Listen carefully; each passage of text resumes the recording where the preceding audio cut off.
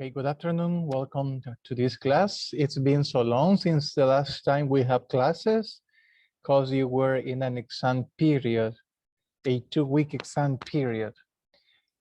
Today, we're gonna discuss the evaluation for this term. We're gonna have 2 homework assignments, 35% each, and then we're gonna work on the first topic in the English. No, it's not the English idea, it's the Spotlight on Literature Level C.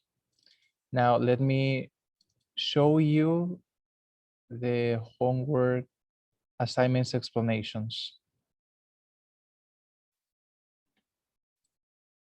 Give me one moment.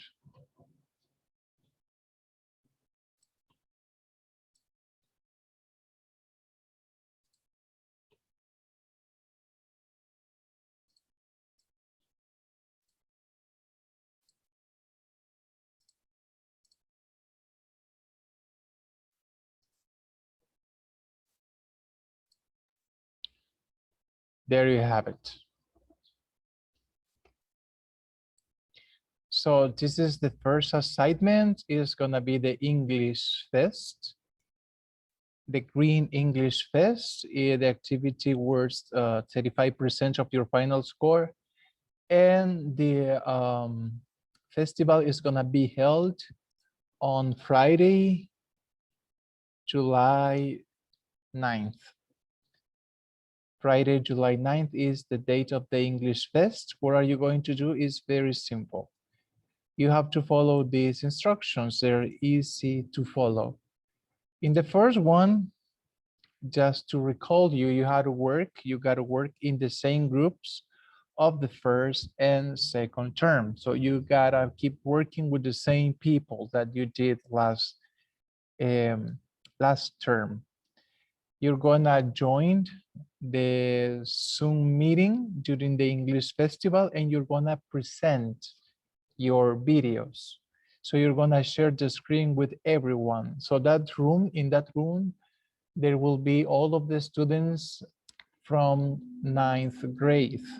So all of the students from 9th grade, you will be in the same Zoom class or the Zoom meeting, and you will be presenting your videos. Which videos, teachers? The one that you sent last term. Because I suppose that you sent the videos, right? You did. And then, like I said, all of the members must be present in the meeting.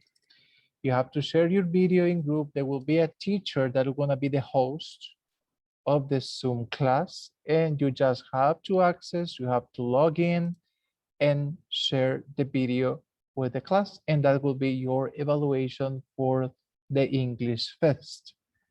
I don't know if you have any questions about the evaluation for the English Fest. Do you have any questions, my friends?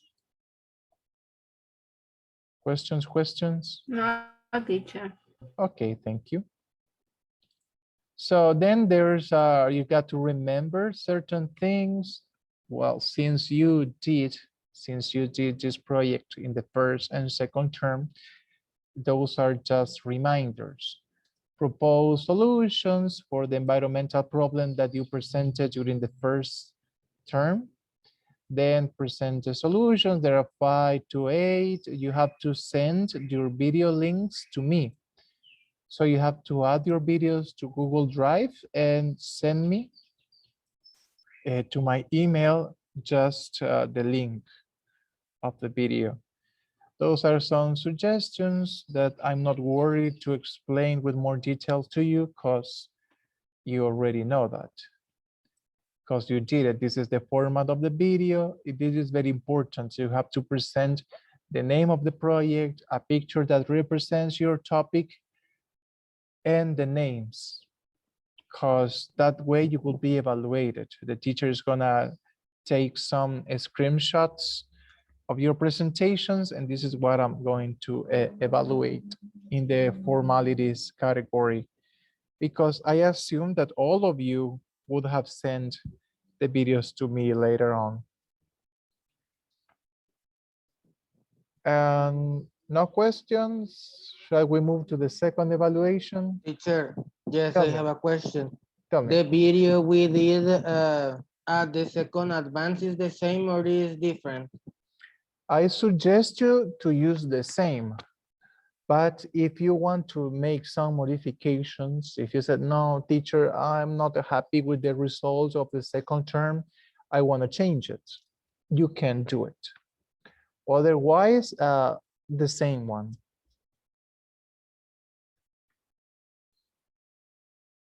The same video, it's okay. Only if you want to change it because you're not happy with the final result, you can't change it. But that will consume you more time. And I have a question for you, my dear Gustavo. How are you doing with the assignment, with the special assignment for the English Fest? I don't have any advance, but I am preparing something that I think that is good. Okay, I Or trust excellent. you. I trust you. I trust you. All right, so no further details about the English Fest. It's gonna be 100% online. So you gotta stay home and participate, log in every single link that your teachers will provide to you in the coming days. The second activity is gonna take place in this week, July 12th to July 16th, from the 12th to the 16th of the month of July. What are you going to do? It's a forum. You have to participate in the forum of Richmond Learning Platform. Step number one, you have to access to the platform. So you already know how to do it. You have to do it many times. You have done it many times by now. And then in the main menu, as soon as you access to the platform, you have to click on communications. There's one option there that says, or that it reads communications. Once you click on communications, you will see the topic for the forum. And the topic for the forum is poems evaluation. Poems evaluation. Because you're gonna read some poems in unit number 3 in your spotlights on literature. And then when you have found the forum, you have to write a 100-word paragraph about the feelings, because remember that poems try to inflict some feelings on people or ideas. So if you're not sensitive enough, you say, no, teacher, the poem doesn't make me feel anything in particular, but it gives me certain ideas. So whatever case, either feelings or ideas that the poems makes you feel. They transmit some ideas or they transmit certain feelings. So you have to describe what are those feelings or ideas that you feel or you think about the poems on literature section, the ones we're gonna read by Wednesday. Today, I don't think we have time to read those poems. Just in case we do, we were gonna read them. Otherwise, next class. And then you have to submit your paragraphs. In this case, it says create. So you have to click on create and you will have it ready. The evaluation will start and end according to the homework planner. You will receive a homework planner in the coming days, in a few days. And you have to report if you have any problems with the internet connection. You have to report it immediately. So I can say, okay, so they didn't do it because they have some problems with the stability of the internet connection. Do you have any questions about the forum? Don't you?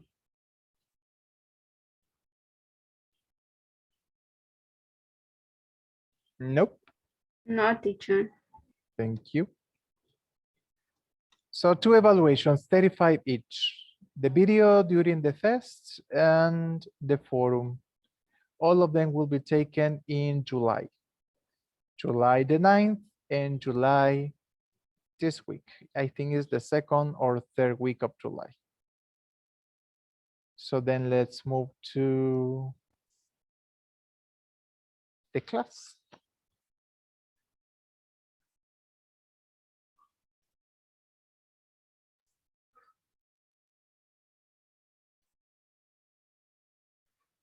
So in order to work this out, we're gonna turn to pages 58 on your Spotlight on Literature Level C, the new edition. The Spotlight on Literature Level C, page 58. We're gonna read two poems, The Seven Ages of Man by William Shakespeare, Life by this girl Charlotte Bronte, and Oh Me, Oh Life by Walter Whitman. So I always said, and I'll always repeat these words, that in order to understand a written message or novel or whatever it is, you have to read or study a little bit about the authors. People behind the stories are so important to know. And one of the poems has been written by William Shakespeare, the famous, the one and only William Shakespeare. And we're gonna read something about his life in order to move on. Is there a volunteer to read the first paragraph, please?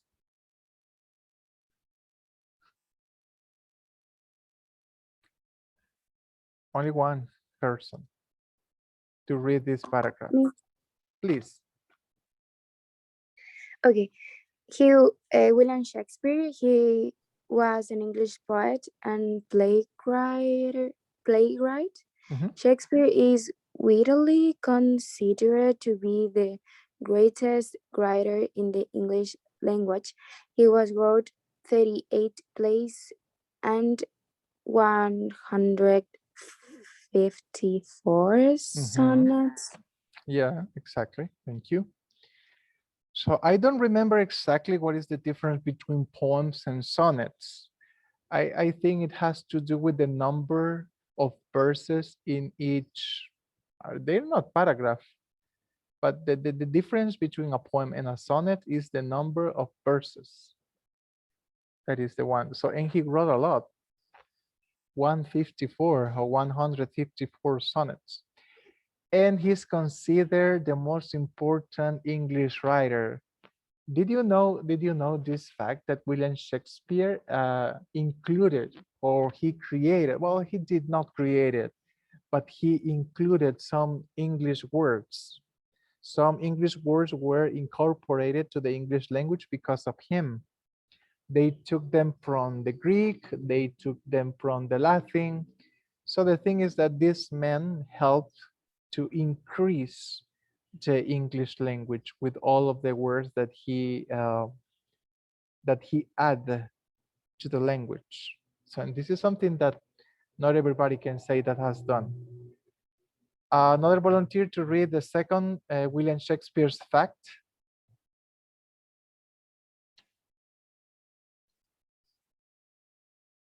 Another volunteer.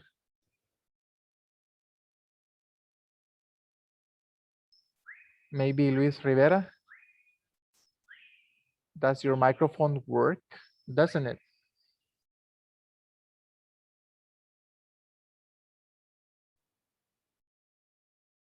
Or Genesis Hellowick? Helwick.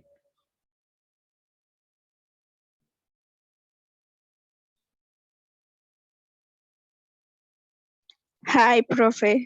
Hello, Genesis. Okay, Luis says that he can't. Okay, Luis, I got it. So help me, please, my dear Genesis, with this one. Read. Please. William Shakespeare was born in 15, 15 60, 60.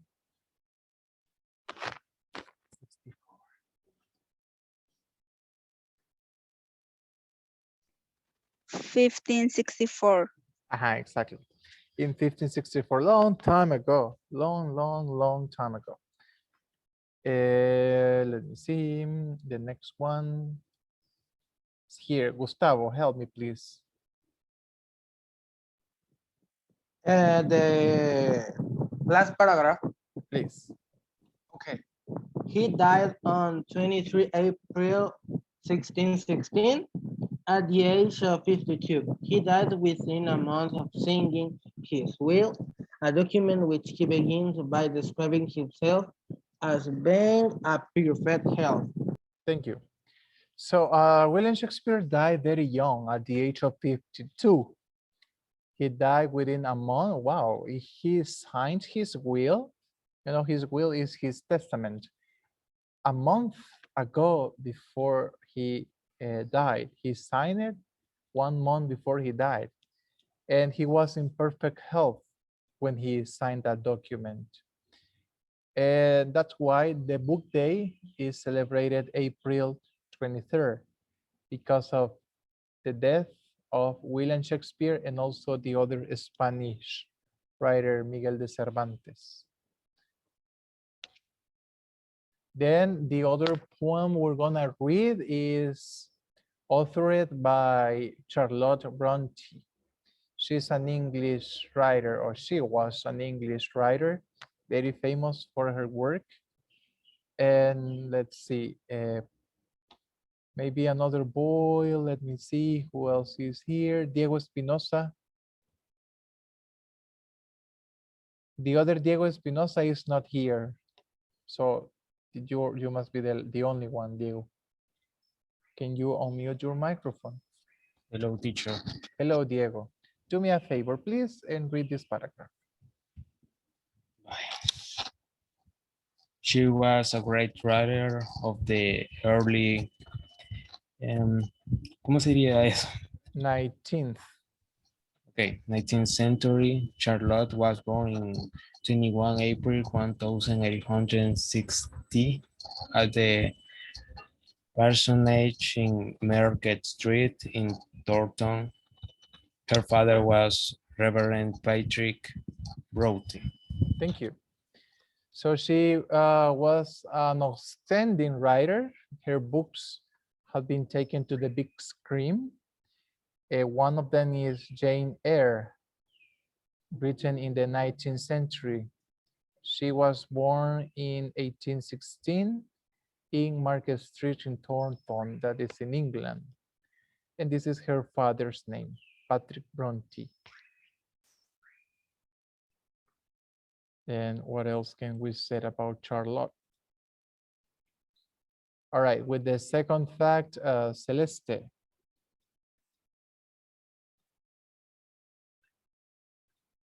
Hi, teacher. Hello, Celeste. Help me with the second paragraph, please. And then she worked Uh-huh. a story. Yes, Okay. from here to here. Okay. She wrote a story called Jane Eyre.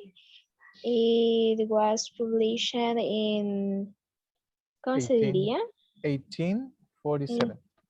1847. Charlotte second work, Shirley, was published in 18, Uh-huh. 40, 48. 48. Yes. The third book by Charlotte Brown was Violet, published in 1853. 1853. Thank you very much, Celeste. So we have here, this is, I think that by far, this is the best Charlotte Bronte's book, Jane Eyre. I think this movie is still on Netflix, just in case that you want to watch that. It's a decent movie. It might be a better book.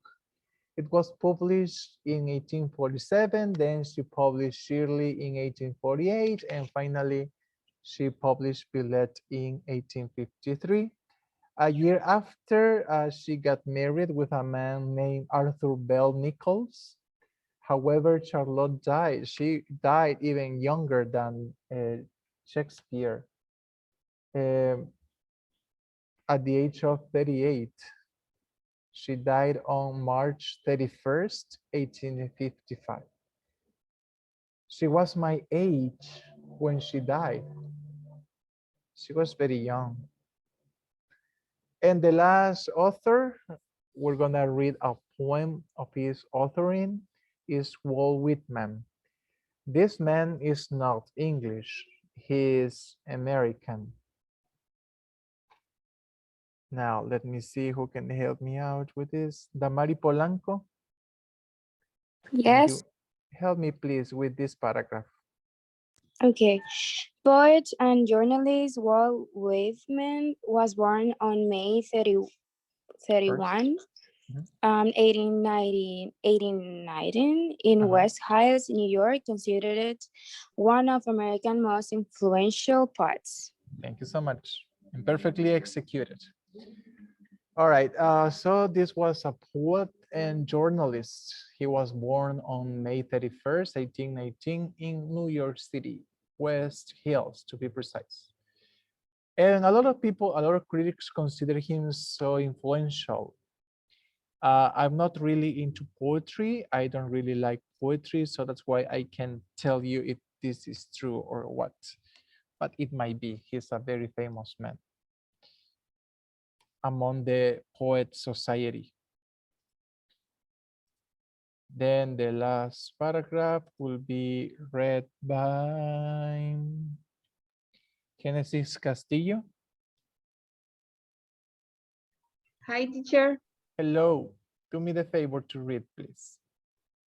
Yes. On March 26, 18. 1892, Walt Whitman passed away in Camden right up until the end. Hale continued to work with Loves of Grass. Whitman's final book, Goodbye, My Fancy, was published the year before his death. Thank you. So they were post his death. Posthumous, they say. On March 26, he died in Camden. I don't know what Camden is. Right at the end, he continued to work with his, this is considered his finest work, Leaves of Grass. And then the next books were published after his death. So there are facts that you know about the authors. There's also another thing related to poems. The figurative language is the literary analysis. You will find it on pages 61 and 62. Before we read the poems, I want to talk about figurative language with you. So figurative language is not used for common speech because you don't speak metaphorically all the time.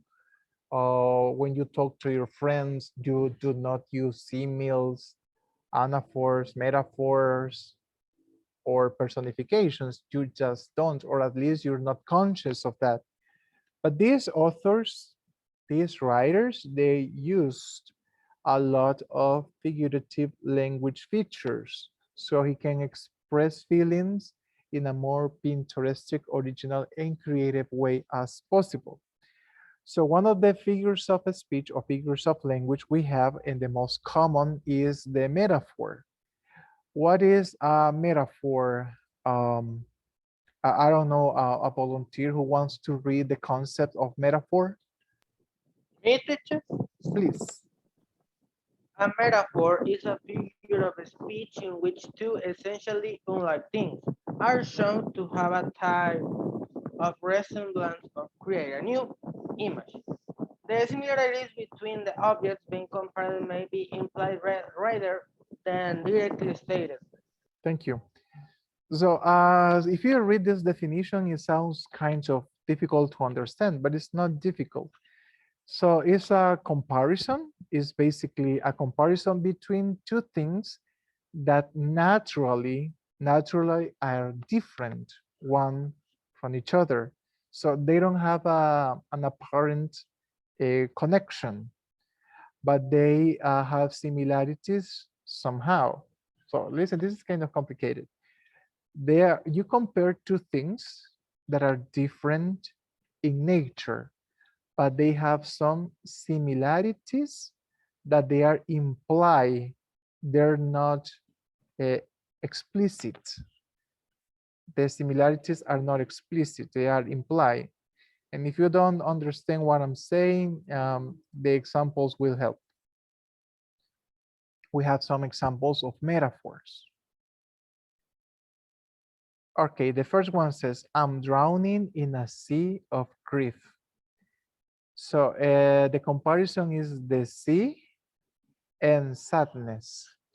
So the sadness or the grief is so big, it is so big that you compare it with the immensity of the sea. That here it comes, the comparison. I'm dying or I'm drowning in the sea of grief or sadness. So there you can see the comparison. I need another volunteer to read the next metaphors. Any other volunteer, boy or girl, doesn't matter.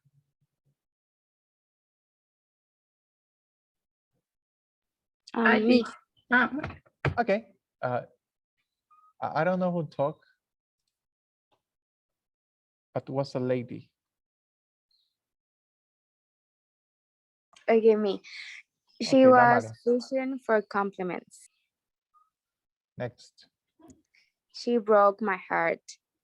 Tammy's a thief. Mhm.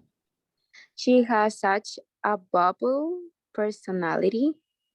His words go deeper than a knife. Thank you. So she was fishing for compliments, or she was looking for good comments. She broke my heart. So you know that a heart can be broken. And actually your heart is not the one that it feels. What it feels is your brain. But you use this figure of speech so you can understand. Breaking and heart, feelings, feel sad. Time is a thief. Bubbly personality. But bubbly personality means someone who is very changeable.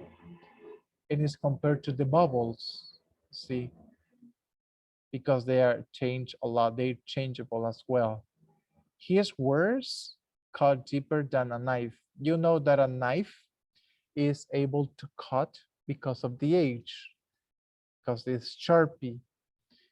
And your words are so hurtful than a knife. So you see that this is a very interesting exercise here for metaphors. So you also have another figurative language feature, personification.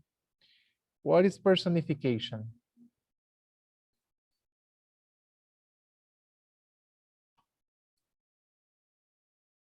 Adriana Abrego?